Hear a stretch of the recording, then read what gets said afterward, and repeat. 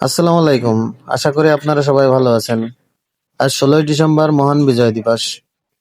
এই বিজয় দিবস উপলক্ষে সকল শহীদদের প্রতি লাখো লাখো সালাম।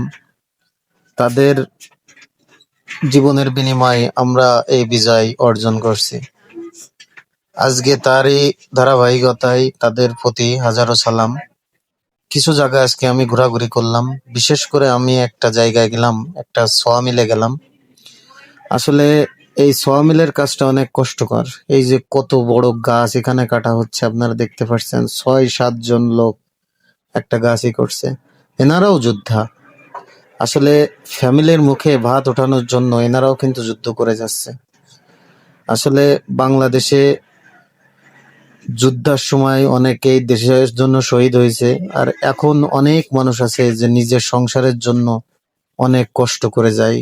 তাই এই পরিশ্রমী মানুষগুলো না দেখলে আমি বুঝতাম না।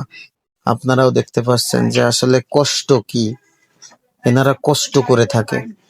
অনেক মানুষ যারা এরকম দিনমজুর কাজ করে তাদেরকে কামলা বলে, অনেক কিছু বলে, কিন্তু আসলে এনারাই কিন্তু কষ্ট করে অর্থনৈতিক চাকা সচল রাখছে।